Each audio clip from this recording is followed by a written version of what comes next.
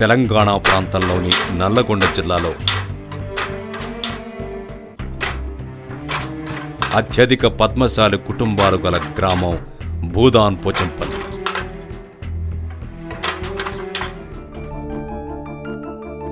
మగువల సోయగానికి అందాన్నిచ్చి సుందరమైన పట్టుచీరలు తయారు చేయడం పోచంపల్లి నేతన్నకే సాధ్యం.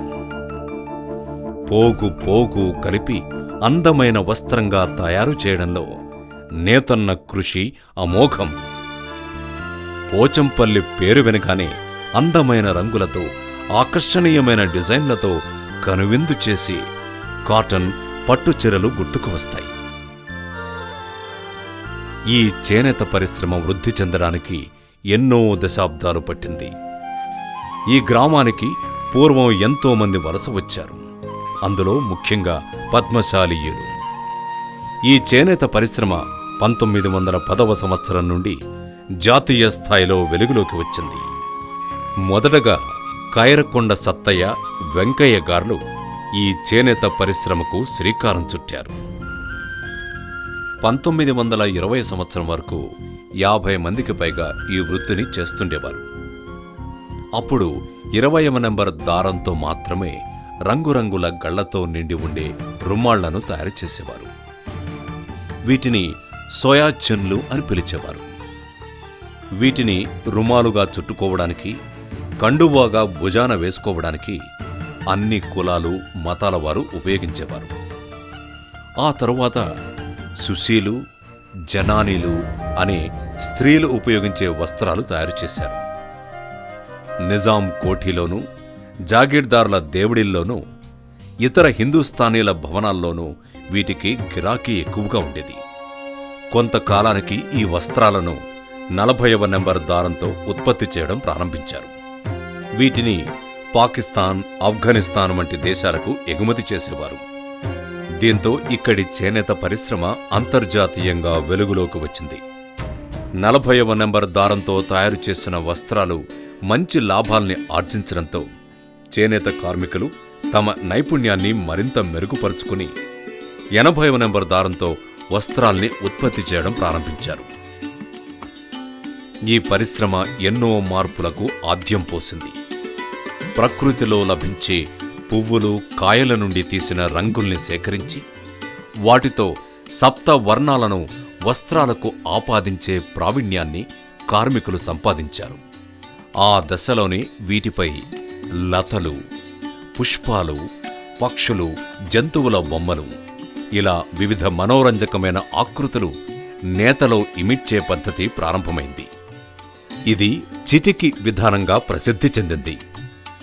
ఈ వస్త్రాలు రంగుల నాణ్యతకు, డిజైన్లకు పెట్టిందే పేరుగా అతి కొద్ది కాలంలోనే ప్రఖ్యాతిగాంచి పోచంపల్లి చీరలుగా దేశవ్యాప్తంగా గుర్తింపు పొందాయి. అదే సమయంలో పోచంపల్లి అనే పేరుతో మరో 1-2 గ్రామాలు ఉండడం వల్ల ఈ గ్రామం చీరల పోచంపల్లి పేరును సార్థకం చేసుకుంది. స్వాతంత్రోద్యమ పోరాటంలో జాతిపిత మహాత్మాగాంధీ విదేశీ వస్త్రాల్ని బహిష్కరించి స్వదేశీ వస్త్రాల్ని ధరించమని పిలుపునిచ్చి తానే స్వయంగా నూలు వడికి అందరికీ ఆదర్శప్రాయుడయ్యారు. ఈ పిలుపుతో నూలు వడికే రాట్నం స్వాతంత్ర పోరాటంలో అంతర్భాగమైంది. పోరాటానికి స్ఫూర్తినిచ్చిన రాట్నం 3 రంగుల జెండాలో జాతీయ చిహ్నమైంది. వ్యవసాయ రంగం దేశానికి వెన్నెముకైతే ఈ చేనేత రంగం గుండెకాయగా నిలిచింది. స్వాతంత్ర్యం వచ్చిన వెంటనే నాటి భారత తొలి ప్రధాని పండిట్ జవహర్లాల్ నెహ్రూ గారు బడుగు బలహీన వర్గాల అభివృద్ధి కోసం పంచవర్ష ప్రణాళికలో చేనేతకు అధిక ప్రాధాన్యత కల్పించారు. స్వాతంత్ర్య సమరయోధుడు, మంత్రి ఆచార్య కొండా లక్ష్మణ్ బాపూజీ కృషి ఫలితంగా రాష్ట్ర వ్యాప్తంగా చేనేత సహకార సంఘాలు ఏర్పడ్డాయి. అందులో భాగంగా కొయ్యలగూడెం చేనేత సహకార సంఘం 1950వ సంవత్సరంలో ఏర్పాటు చేయడం జరిగింది. ఈ సంఘం పోచంపల్లి గ్రామానికి దూరంగా ఉండడం వల్ల సకాలంలో నూలు, రంగులు, నేత కూలీలు అందక కార్మికులు ఇబ్బందులకు గురయ్యారు. దీనికి పరిష్కారంగా 11 అక్టోబర్ 1955వ సంవత్సరంలో పోచంపల్లి చేనేత సహకార సంఘాన్ని ప్రభుత్వ సహకారంతో ఏర్పాటు చేసుకున్నారు. ఈ సంఘం ద్వారా కార్మికులు తయారు చేసిన వస్త్రాలు విక్రయించడానికి వెసులుబాటు లభించింది. 1956వ సంవత్సరం వరకు 80వ నంబర్ దారంతో కాటన్ చీరలు ఉత్పత్తి చేసేవారు. అదే సంవత్సరంలో పోచంపల్లి చేనేత సహకార సంఘాన్ని ఆల్ ఇండియా హ్యాండ్లూమ్ బోర్డు అధ్యక్షురాలు శ్రీమతి కమలాబాయి చటోపాధ్యాయ మరియు ఆర్వి రావ్ మరియు దయారంగార్లు విచ్చేసి చీరల నైపుణ్యాన్ని చూసి అభినందించారు. వీటిని సిల్కు దారంతో నేస్తే మరింత ఆకర్షణీయంగా ఉంటాయని అభిప్రాయపడ్డారు. కానీ అప్పటికి పట్టు చీరలు తయారు చేయడంలో ఇక్కడి నేత కార్మికులకు అనుభవం లేకపోవడంతో శిక్షణ పొందడానికి ఈ గ్రామం నుండి కర్ణాటె మాణిక్యం అనంతరాములు గారు బెనారస్ వెళ్లి శిక్షణ పొంది అనంతరం పట్టు చీరలు తయారు చేయడం మొదలుపెట్టారు. అదేవిధంగా పట్టు రంగుల అద్దకం మరియు నేత పనిలో మరిన్ని మెళకువలు నేర్చుకోవడానికి ఇక్కడి నేతన్నలు తమిళనాడులోని కుంభకోణం వెళ్లడం జరిగింది. ఈ సమయంలో వీరు తయారు చేసిన పట్టు వస్త్రాలకు గొప్ప ఆదరణ లభించడంతో పట్టు చీరల ఉత్పత్తి పెరిగింది. 1970 సంవత్సరానికి పట్టు చీరల ఖ్యాతి దేశ విదేశాల్లో వ్యాపించింది. 1955 అక్టోబర్ 11 నాడు ఈ చేనేత సహకార సంఘం పోచంపల్లి చేనేత సహకార సంఘం ప్రారంభమైంది. అప్పటి నుంచి కూడా అప్పట్లో మరి కాటన్కు ఎక్కువ ప్రిఫరెన్స్ ఉండే, ఆ కాటన్లో రకరకాలైన డిజైన్లు తయారు చేసినాము. అప్పటి నుంచి కూడా ఈ కాటన్ ఫేమసే. పోచంపల్లిలో తయారైనటువంటి కాటన్ చీర కూడా అప్పటి నుంచి కూడా గుర్తింపున్నటువంటి చీరలు. ఆ తర్వాత లేటెస్ట్గా మరి సిల్క్లో కూడా తయారు చేయడం జరిగింది. అప్పుడు కాటన్లో తేలియ రుమాన్లు కానీ, కాటన్ చీరలు కానీ, నాయుడమ్మ చీరలు ఇట్లా రకరకాలు తయారు చేసుకుంటూ రాను రాను సిల్క్లోకి ప్రవేశించడం. సుమారుగా సిల్క్ వచ్చేసి కూడా దాదాపు ఒక 40 సంవత్సరాలు అయింది. అప్పటి నుంచి కూడా మరి ప్రపంచ ప్రఖ్యాతిగానటువంటి సరుకులు తయారు చేయడము, మరి ఇతర దేశాల నుండి వాళ్ళు కూడా రావడము, ఈ యొక్క సరుకులు సిల్క్ కానీ, కాటన్ కానీ, బెడ్షీట్లు కానీ ఏవైనా వాళ్లకు ఇక్కడి నుంచి మేము ఎగుమతి చేస్తుంటాం, వాళ్ళు కూడా దిగుమతి చేసుకుంటారు. సువర్ణమేకం బహుభూషణాని అంటే బంగారం ఒక్కటే గాని నగలు ఎన్నో రకాలు. అదేవిధంగా పట్టుదారం ఒక్కటే అయినా చీరల శిల్పాలు అనేకం. చేనేత వస్త్రాలు నేటికి అధునాతన సాంకేతిక పరిజ్ఞానం గల మిల్లు వస్త్రాలతో పోటీపడ్డమే కాకుండా మిల్లులు కూడా తయారు చేయలేని వస్త్రాలను అత్యంత నైపుణ్యంతో ఆకర్షణీయంగా తయారు చేసి ఇక్కడి నేతన్నలు జాతీయ స్థాయిలో అవార్డులు గ్రహించారు. అలాంటి వారిలో ఒక ఆణిముత్యంలా వెలుగొందిన మహానుభావుడు కీర్తిశేషులు చిలువేరు రామలింగం గారు. చేనేతను ఒక పరిశ్రమగానే కాకుండా ఒక కళగా ఆదరించి కొత్త కొత్త డిజైన్స్ను సృష్టించడంలో ఇతని కృషి పట్టుదల అమోఘం. వీరు బాపూజీ, నెహ్రూ, ఇందిరాగాంధీ వంటి జాతీయ నాయకుల చిత్రపటాలు, వివిధ దేవతామూర్తుల రూపాల్ని మగ్గంపైన నేతలో రూపొందించి చేనేత పరిశ్రమ గొప్పదనాన్ని చాటి చెప్పారు. పోచంపల్లి చేనేత కార్మికుల సృజనాత్మకతను, వారి పనితనాన్ని గుర్తించిన బాలీవుడ్ అగ్రదర్శకుడు శ్యామ్ బెనగల్ 1986వ సంవత్సరంలో సుష్మాన్ అనే హిందీ డాక్యుమెంటరీ చిత్రాన్ని చేనేత కుటుంబ కథాంశంగా నిర్మించారు. దీనికి జాతీయ అవార్డు రావడం విశేషం. పోచంపల్లి పట్టుచీరల్ని అధ్యయనం చేయడానికి నిరంతరం ఎంతోమంది విద్యార్థులు, ఆర్థిక, వ్యాపార, పారిశ్రామికవేత్తలు, యువ శాస్త్రవేత్తలు వివిధ విశ్వవిద్యాలయాల నుండి ఈ ప్రాంతానికి విచ్చేస్తుంటారు. పోచంపల్లి పట్టు, కాటన్ చీరలు, చేనేత టై అండ్ డై వస్త్రాలకు ప్రభుత్వం 2004వ సంవత్సరంలో GI అంటే జియోగ్రాఫికల్ ఇండికేషన్ పేటెంట్ హక్కును కల్పించింది. చేనేత పరిశ్రమ అభివృద్ధి కోసం 2008వ సంవత్సరంలో పోచంపల్లి మండలంలోని కనుముక్కల గ్రామంలో ప్రభుత్వ ప్రైవేట్ భాగస్వామ్యంతో హ్యాండ్లూమ్ పార్క్ను స్వర్గీయ వైఎస్ రాజశేఖర రెడ్డి గారు ప్రారంభించారు. చేనేత రంగానికే ఊపిరిపోసిన ఈ నేతన్నకు నేడు బ్రతుకు బండిని ఈడ్చడం భారంగా మారింది. పవర్లూమ్, మిల్లు రంగాల పోటీ, చేనేతపై ప్రభుత్వ వ్యతిరేక విధానాలు, నిత్యం పెరుగుతున్న ముడి సరుకుల ధరలతో చేనేత పరిశ్రమ మనుగడ కోల్పోతోంది. నేడు ఈ చేనేత కార్మికుని పరిస్థితి మరింత దయనీయంగా మారింది. 35 ఏళ్ళ సంది పట్టుమొగ్గ నేస్తున్నాం. అప్పుడు లాభాలు మంచిగా ఉన్నాయి. ఈనాడు తిండికిగా కష్టం ఉన్నది. పోచంపల్లి పేరు ఆ ప్రపంచం మొత్తం వ్యాపించింది. ఇప్పుడు దాంట్లోనే అంతరించిపోయేటట్టుంది. భూదాన్ పోచంపల్లి ప్రస్థానంలో ముఖ్యమైన ఘట్టాల్ని పరిశీలిద్దాం. ఈ గ్రామంలో ఉన్న పర్యాటక ప్రదేశాల్లో అతి పురాతన భవనంగా చెప్పుకునేదే 101 దర్వాజాల భవనం.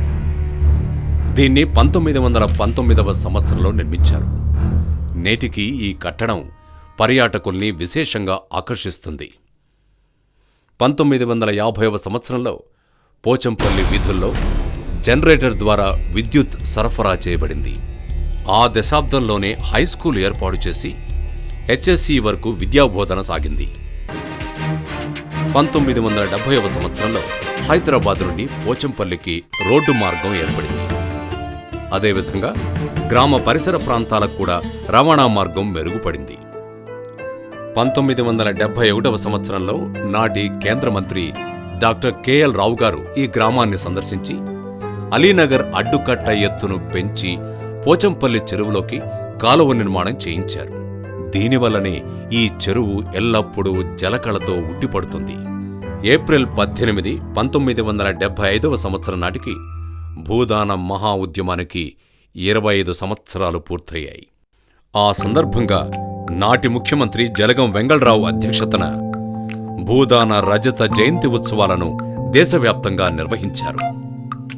2001వ సంవత్సరంలో భూదాన స్వర్ణోత్సవాలు అప్పటి ముఖ్యమంత్రి నారా చంద్రబాబు నాయుడు గారి ఆధ్వర్యంలో నిర్వహించబడ్డాయి.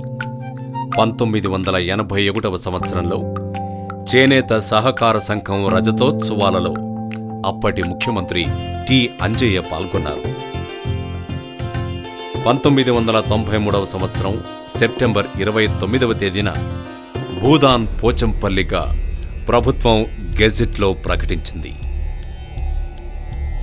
1994వ సంవత్సరంలో ఆచార్య వినోబా భావే శత జయంతి ఉత్సవాల సందర్భంగా నాటి ముఖ్యమంత్రి కోట్ల విజయభాస్కర్ రెడ్డి గారు పోచంపల్లికి విచ్చేసి వినోబాజీ మరియు బాయిసాబ్ కాంస్య విగ్రహాల్ని నెలకొల్పడం కోసం 4 లక్షల రూపాయలు మంజూరు చేశారు. ఆ విగ్రహాలను 11 ఆగస్టు 1996వ సంవత్సరంలో నాటి ముఖ్యమంత్రి చంద్రబాబు నాయుడు గారు ఆవిష్కరించారు. భూదాన సమితి ప్రథమ సంయోజకులు శ్రీ ఉమ్మెతల కేశవరావు గారి ఆర్థిక సహాయంతో నిర్మించబడ్డ 18 అడుగుల ఏకశిలా స్తూపాన్ని 1995 ఫిబ్రవరి 1న నాటి గవర్నర్ శ్రీ కృష్ణకాంత్ గారు ఆవిష్కరించారు. భూదానోద్యమానికి స్ఫూర్తినిచ్చిన భూదాన్ పోచంపల్లిలో తొలి గ్రామీణ సంస్థను ఏర్పాటు చేయాలని నాటి ప్రధాని పివి నరసింహారావు గారు తలచారు. ఈ సంస్థను స్వాతంత్ర్య సమరయోధుడు స్వామి రామానంద తీర్థ పేరుతో స్థాపించారు. గ్రామీణ పేద విద్యార్థులకు ఈ గ్రామీణ సంస్థ అందుబాటులో ఉంటూ వివిధ వృత్తి విద్యా కోర్సుల్లో ఉచిత శిక్షణనిస్తూ వారి ఉజ్వల భవిష్యత్తుకు తోడ్పడుతోంది. ఈ గ్రామ పవిత్రతను చాటి చెప్పడంలో ఇక్కడి దేవాలయాలు ఎంతో ప్రాముఖ్యత సంతరించుకున్నాయి. అలాంటి దేవాలయాల్లో ప్రథమంగా దర్శించాల్సింది శ్రీ మార్కండేశ్వర స్వామి దేవస్థానం. ఈ దేవాలయాన్ని 1977వ సంవత్సరంలో నిర్మించారు. ఈ దేవాలయంలో శివలింగ సహిత శ్రీ మార్కండేశ్వర స్వామితో పాటు శివపార్వతులు, సీతారాములు కూడా దర్శనమిస్తారు. ప్రతి సంవత్సరం మాఘశుద్ధ చవితి నుండి దశమి వరకు బ్రహ్మోత్సవాలు ఘనంగా నిర్వహిస్తారు. ఈ గ్రామంలో అతి ప్రాచీన దేవాలయం శ్రీ లక్ష్మీనారాయణ స్వామి వారి దేవాలయం. ఈ దేవాలయం దాదాపు 300 సంవత్సరాల చరిత్రను కలిగి ఉందని స్థల పురాణం చెబుతోంది. ఈ గ్రామ శివారులో ఉత్తర దిశన ఉన్న మరొక క్షేత్రం శ్రీ బసవలింగేశ్వర స్వామి వారి దేవస్థానం. ఈ ఆలయ నిర్మాణానికి ఒక ప్రత్యేకత ఉంది. పోచంపల్లి, రేవణపల్లి, ముక్తాపురం గ్రామాలు కలిసే చోట శివలింగాన్ని దాదాపు 300 సంవత్సరాల క్రితం ప్రతిష్ఠించారు. వీటితో పాటు గ్రామంలో మహమ్మాయి, అయ్యప్ప స్వామి, సాయిబాబా, బుగ్గ రామన్నస్వామి, ఆంజనేయ స్వామి వంటి దేవాలయాలు నిత్యం ప్రత్యేక పూజలు, భజన కార్యక్రమాలతో నిత్య కళ్యాణం పచ్చతోరణంగా వెలుగొందుతున్నాయి. కులమతాలకు అతీతంగా సర్వమత ప్రార్థనలు జరుగుతాయి. గ్రామంలో విద్యార్థుల కోసం ప్రభుత్వ బాలుర, బాలికల ఉన్నత పాఠశాలల్ని నిర్మించారు. నూతనంగా ప్రభుత్వ జూనియర్ కళాశాలను కూడా నిర్మించారు. వీటితో పాటు వివిధ ప్రైవేట్ విద్యాసంస్థలు విద్యార్థుల్ని తీర్చిదిద్దడంలో తమ వంతు పాత్ర పోషిస్తున్నాయి. వీటితో పాటు గ్రామంలో వివిధ స్వచ్ఛంద సంస్థలు మరియు యువజన సంఘాలు గ్రామ ప్రజలకు చేయూతనిస్తున్నాయి. గ్రామంలో అన్ని కులాల వారు వారి వృత్తి నైపుణ్యాన్ని జీవనోపాధిగా మలుచుకున్నారు. వీరితో పాటు నిత్యం ఎంతోమంది పట్టణానికి వెళ్లి ఉపాధి పొందుతున్నారు. గ్రామం ఆర్థికంగా, సామాజికంగా, పర్యాటకంగా ఎంతో అభివృద్ధి చెందింది. గ్రామ అభివృద్ధిలో భాగంగా వివిధ ప్రభుత్వ కార్యాలయాలు ఏర్పడి ప్రజలకు తమ వంతు సహాయాన్ని అందిస్తున్నాయి. వివిధ బ్యాంకులు గ్రామ ప్రజలకు అందుబాటులో ఉన్నాయి. మొట్టమొదటగా నాగార్జున గ్రామీణ బ్యాంకు 1975వ సంవత్సరంలో ఏర్పడింది. 1951 ఏప్రిల్ 18వ రోజున పెద్ద రామచంద్రారెడ్డి గారు ఆచార్య వినోబావే గారి చేతుల మీదుగా పేదలకు భూమిని దానం చేయడం అనే ఉద్యమం మొదలైంది. నేటికి 60 సంవత్సరాలు పూర్తి చేస్తుంది. ఆదర్శవంతమైన అభివృద్ధి చేసిన గ్రామంగా, పర్యాటక ప్రదేశంగా తీర్చిదిద్దడానికి సహకరిస్తున్న వార్డు సభ్యులకు, గ్రామ ప్రజలకు నా యొక్క ధన్యవాదములు. భూదాన మహా ఉద్యమానికి నీడనిచ్చిన జువ్వి చెట్టు, చెరువు నెలకొన్న స్థలంలో అతి సుందరమైన, విశాలమైన గ్రామీణ పర్యాటక కేంద్రాన్ని 2007వ సంవత్సరంలో కేంద్ర మంత్రులు జైపాల్ రెడ్డి, అంబికా సోని గారు ప్రారంభించారు. ఈ పర్యాటక కేంద్రంలో చేనేత కార్మికుల జీవన చిత్రాన్ని ప్రతిబింబించేలా చేనేత పనిముట్లు మరియు ఫోటో ప్రదర్శనలు ఆకర్షిస్తాయి. వీటితో పాటు ఆడిటోరియం అదనపు ఆకర్షణ. అలాగే ఇక్కడ వివిధ రకాల వస్త్రాలు కూడా లభిస్తాయి. ఇక్కడికి విచ్చేసిన పర్యాటకులకు పక్కనే ఉన్న ఈ గ్రామ చెరువు హైదరాబాదులో ఉన్న హుసేన్ సాగర్ను ప్రతిబింబిస్తుంది. ఈ గ్రామం పర్యాటక కేంద్రంగానే కాకుండా నిత్యం వివిధ సినిమా షూటింగులకు కూడా నిలయంగా మారింది. ప్రస్తుత గణాంకాల ప్రకారం గ్రామ జనాభా 14,252. ఇందులో పురుషులు 7,320, స్త్రీలు 6,932. 2011 ఏప్రిల్ 18 నాటికి ఈ భూదానోద్యమం 60 వసంతాలు పూర్తి చేసుకుంది. ఈ గ్రామంలో పుట్టిన ప్రతి ఒక్కరి మదిలో చిరస్థాయిగా నిలిచిపోయే వసంతమిది. గతమెంతో ఘనం, ఆ ఘనమైన చరిత్రకు వర్తమానం సాక్ష్యం. ఈ గతాన్ని భవిష్యత్ తరాలకు అందించాలనేది మా లక్ష్యం.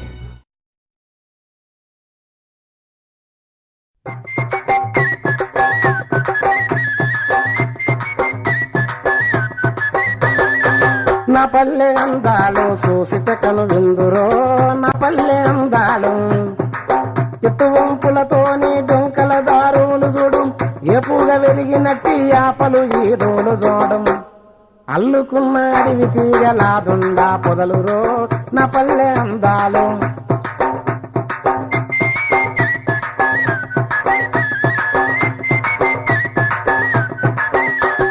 సారం లేని భూళ్ళ ఊరు చుట్టంత మొలిసి బరడు మండల కొనాలకు బంగారు బంగారపు వన్నే కలిగి వంగిన పొదలల్లా తంగడి పూలన్నయో నా పల్లె అందాలు చూసితే కను విందురో నా పల్లె అందాలు